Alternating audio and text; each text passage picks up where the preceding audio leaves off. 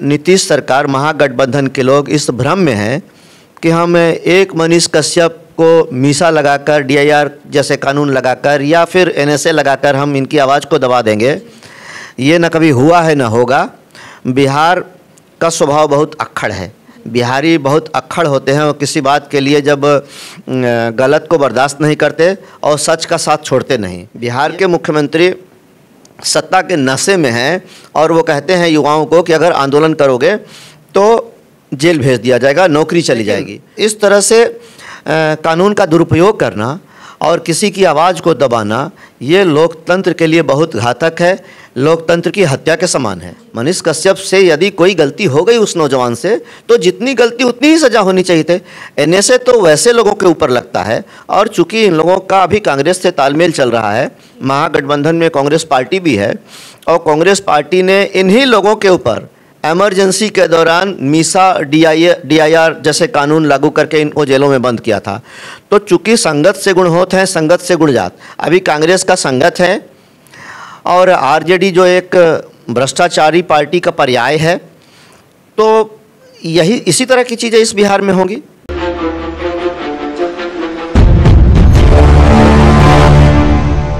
इस वक्त सच तक की टीम आ पहुंची है बिहार में और आज हम बात करेंगे बिहार के बेटे, सन ऑफ बिहार के नाम से जाने जाने वाले मनीष कश्यप की।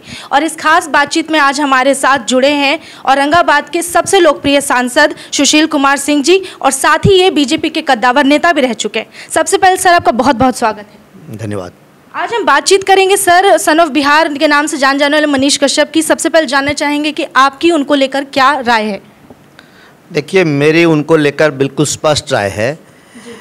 भारतीय संविधान में विचारों की अभिव्यक्ति का अधिकार हर व्यक्ति को है। समाज में जो कुछ भी घटित हो रहा है, एक आजकल सोशल मीडिया का ज़माना है और वो एक एक्टिव नौजवान है और उन्हें लगा कि बिहारियों के साथ किसी दूसरे प्रदेश में, तमिलनाडु में या कहीं भी कुछ भी गलत हो रहा है, तो उन्होंने समाज के सामने लाने का सोशल मीडिया के माध्यम से एक प्रयास किया या एक काम किया। तो ये कहीं कुछ गलत नहीं है, लेकिन बात यहाँ यह है कि वो किसी एक खास जाति से बिलोंग करते हैं और सरकार उनको ऐन कैन प्रकारेण किसी भी तरह से परेशान करना चाहती है, त्रस्त करना चाहती है, आवाज़ को दबाना चाहती है, सप्रेस करना चाहती है। इसलिए एक मतलब बहुत सीरियस मुकदमा आरोप लगाते हुए उनके ऊपर किया गया। मेरे पास भी टेलीफोन आए थे, बहुत सारी अखबारों में ये खबरें छपी हैं, वीडियोस भी वायरल हुए हैं, वीडियोस मुझे भी आए थे और हमने प्रयास भी किया कि हाँ किसी को कोई तकलीफ़ ना हो।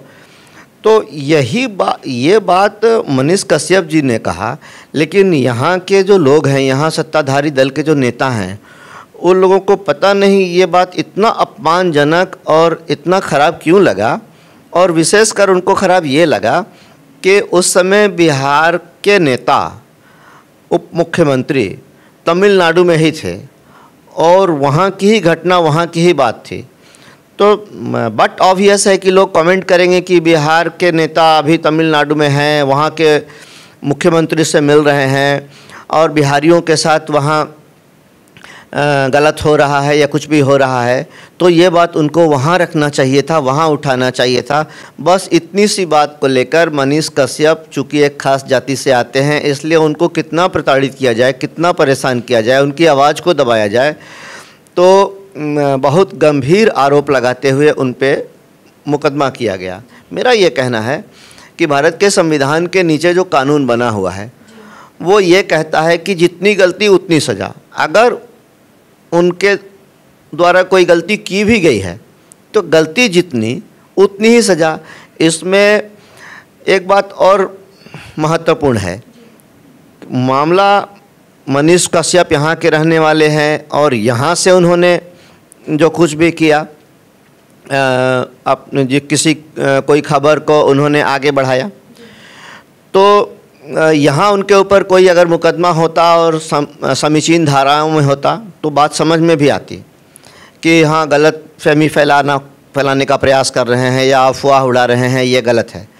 लेकिन यहाँ मुकदमा नहीं कराकर उनके ऊपर उस प्रदेश में मुकदमा इसलिए कराया गया ताकि उनको आने जाने में परेशानी हो, खर्चे हों, कष्ट हों और वो फिर डर जाएं, सहम जाएं और फिर आवाज़ उठाना बंद कर दें। ये लोकतंत्र के लिए बहुत घातक है। तब तो कोई आवाज़ ही नहीं उठाएगा। जी बिल्कुल सर, अगला सवाल यही था कि सामान्य से मनीष कश्यप पे जिन्होंने वीडियो बनाया उन पर एनएसए लगता है, देशद्रोह का आरोप लगता है। इतना बड़ा आरोप लगना आने वाले समय में और भी जो युवा हैं उन पर क्या असर डालेगा? साथ ही आपने कहा कि तमिलनाडु जैसे प्रदेश में जहाँ बोलचाल अलग है, खान पान अलग है, तो ये सामाजिक तौर पर या फिर उन्हें आर्थिक तौर पर तोड़ने की कोशिश तो नहीं है? बिल्कुल, यहाँ के युवाओं की आवाज़ को दबाने का एक नहीं अनेक उदाहरण है। मनीष कश्यप एक आइकॉन है, एक एग्जाम्पल हैं, लेकिन ऐसे कई मामले हैं। जैसे अभी कुछ दिन पहले यहाँ के पैरामेडिकल छात्र बिहार के हेल्थ डिपार्टमेंट के प्रिंसिपल सेक्रेटरी से मिलने गए थे। उनको धमकी देकर, डांट कर कि एफआईआर कर दिया जाएगा, जेल भेज देंगे और उनको अपने ऑफिस से निकाल दिया गया।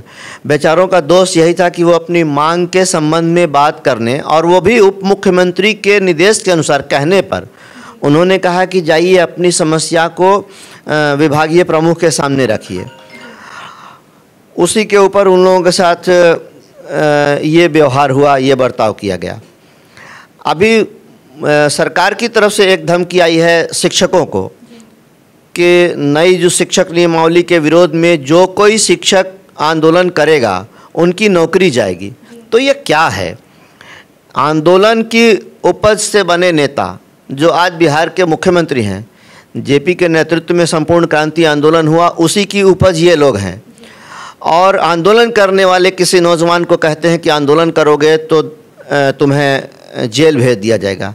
ये सब क्या है? ये बिल्कुल अलोकतांत्रिक बात है। अपना पुराना दिन ये लोग भूल गए हैं और अब सत्ता के नशे में हैं। बिहार के मुख्यमंत्री सत्ता के नशे में हैं और वो कहते हैं युवाओं को कि अगर आंदोलन करोगे तो जेल भेज दिया जाएगा, नौकरी चली जाएगी। ठीक वही बात मनीष कश्यप के साथ भी लागू होता है। मनीष कश्यप से यदि कोई गलती हो गई उस नौजवान से, तो जितनी गलती उतनी ही सज़ा होनी चाहिए थे। एनएसए तो वैसे लोगों के ऊपर लगता है, और चूंकि इन लोगों का अभी कांग्रेस से तालमेल चल रहा है, महागठबंधन में कांग्रेस पार्टी भी है, और कांग्रेस पार्टी ने इन्हीं लोगों के ऊपर एमरजेंसी के दौरान मीसा डीआईआर जैसे कानून लागू करके इनको जेलों में बंद किया था। तो चूंकि संगत से गुण होते हैं, संगत से गुण जात। अभी कांग्रेस का संगत है और आरजेडी जो एक भ्रष्टाचारी पार्टी का पर्याय है, तो यही इसी तरह की चीज़ें इस बिहार में होंगी। बिहार को अक्सर आप संसद भवन में या बिहारियों को, खास करके औरंगाबाद वासियों को, हमेशा आप ऊपर लेकर पहुंचे हैं, उनकी बातों को रखे हैं, लेकिन बाहर राज्यों में बिहारियों को एक गाली की तरह क्यों देखा जाता है? कितना शर्मिंदगी वाला बात होता है ये। यही तो बात अफसोस वाली है। यही नीतीश कुमार जी पहले कहा करते थे कि बिहारी शब्द गाली बन गया है, और हमारे राज्य में, हमारे शासनकाल में ये शब्द गाली नहीं, अब गौरव का विषय होगा। जिनके शासनकाल में 1990 से लेकर 2005 तक बिहारी शब्द गाली सचमुच बन गया था, फिर उसी पार्टी के साथ मिलकर ये अभी सरकार चला रहे हैं। अब नीतीश कुमार जी को ही इस बात का जवाब देना चाहिए कि अब वो उस पार्टी को और उस काल को, 90 से लेकर 5 तक के शासनकाल को क्या कहना चाहेंगे। सर, आप कई प्रेस कॉन्फ्रेंस करते होंगे जहां पर कई तरह के पत्रकारों के सवालों का सामना करना पड़ता होगा, कुछ तीखे सवाल भी होते हैं, तो क्या उन पर एनएसए लग जाता है? बिल्कुल नहीं, न लगता है, न लगना चाहिए। इसलिए कि पत्रकारिता को, मीडिया को लोकतंत्र का चौथा स्तंभ माना जाता है, और मीडिया जो समाचार होते हैं, समाज में जो घटनाएं घट रही हैं, या सरकार ने कुछ अच्छा काम किया या सरकार ने कुछ गलत निर्णय ले लिया, उसकी आलोचना हो रही, मतलब समाज में जो कुछ भी घटित होता है उसको जनता के सामने लाने का काम मीडिया का है। और आजकल सोशल मीडिया बहुत ज़्यादा प्रभावशाली है, हर आदमी आजकल सोशल मीडिया से जुड़ा हुआ है। तो अगर कोई बात अच्छा, बुरा, गलत, सही, इसका निर्णय लेने के लिए या तो जनता है या तो कानून है। बहुत तरह के महकमे बने हुए हैं उसके, लेकिन इस तरह से कानून का दुरुपयोग करना और किसी की आवाज़ को दबाना, ये लोकतंत्र के लिए बहुत घातक है, लोकतंत्र की हत्या के समान है। सर, आप एक प्रतिष्ठित पद पे हैं, तो बिहार की जनता को या देश की जनता को, युवाओं को क्या संदेश देना चाहेंगे इस मनीष कश्यप के मामले के बाद? देखिए, मैं तो यही कहूँगा कि जब देश गुलाम था और आज़ादी की लड़ाई लड़ी जा रही थी, तो ठीक इसी प्रकार से लोगों को झूठे आरोप लगाकर जेलों में बंद किया जा रहा था, उनको काला पानी भेजा जा रहा था, उनको फांसी पर भी लटकाया गया, गोलियों से भून डाला गया, लेकिन जनता की आवाज़ को अंग्रेज़ी सरकार ने दबा नहीं सकी। अंततः आंदोलन सफल हुआ और देश आज़ाद हुआ। तो आज की भी जो नीतीश सरकार, महागठबंधन के लोग इस भ्रम में हैं कि हम एक मनीष कश्यप को मीसा लगाकर, DIR जैसे कानून लगाकर या फिर NSA लगाकर हम इनकी आवाज़ को दबा देंगे। ये न कभी हुआ है न होगा। बिहार का स्वभाव बहुत अक्खड़ है, बिहारी बहुत अक्खड़ होते हैं और किसी बात के लिए जब गलत को बर्दाश्त नहीं करते और सच का साथ छोड़ते नहीं। ये बिहारी स्वभाव है। बिहारी जहाँ कहीं रहता है, किसी भी प्रदेश में हो, वो अकेले भी हो, तो वो गलत को बर्दाश्त नहीं करेगा, वहाँ उसका विरोध वो करेगा, उसके लिए उसको नुकसान भी सहना पड़ेगा तो सहेगा। लेकिन यही बिहारी अस्मिता है, यही बिहारी पहचान है। लेकिन बिहार की सरकार इस भ्रम में है कि हम एक मनीष कश्यप के ऊपर इस तरह की कार्रवाई कर देंगे या करा देंगे। परोक्ष रूप से बिहार सरकार ही इसमें इंस्ट्रूमेंटल है। नाम है केवल तमिलनाडु सरकार का, चूँकि मुकदमा वहाँ कराया गया है, लेकिन इसके लिए 16 आना 100% जिम्मेवार और दोषी बिहार की सरकार है। लेकिन एक मनीष कुमार नहीं, लाखों करोड़ों मनीष कुमार बिहार में हैं और कितने की आवाज़ नीतीश सरकार दबा सकेगी? नीतीश सरकार आवाज़ नहीं दबा सकेगी युवाओं की। बिहारी हैं तो बिहारी अस्मिता और बिहारी कैरेक्टर को उनको भी जानना चाहिए। पता है उनको, लेकिन वो भूल गए हैं, सत्ता के मद में हैं, सत्ता के नशे में हैं, इसलिए ऐसा अविवेकपूर्ण काम और निर्णय वो कर रहे हैं। तो आज इस खास बातचीत के लिए हमारे साथ मौजूद थे औरंगाबाद के लोकप्रिय सांसद श्री सुशील कुमार सिंह जी। इन्होंने अपनी राय मनीष कश्यप पे रखी है। साथ ही आप इनके बात से कितना इत्तेफाक रखते हैं, मनीष कश्यप का आप समर्थन करते हैं या नहीं, अपनी राय में कमेंट में ज़रूर बताइएगा और देखते रहिए सच तक न्यूज़ और इसी तरह सच का साथ देते रहिए। धन्यवाद।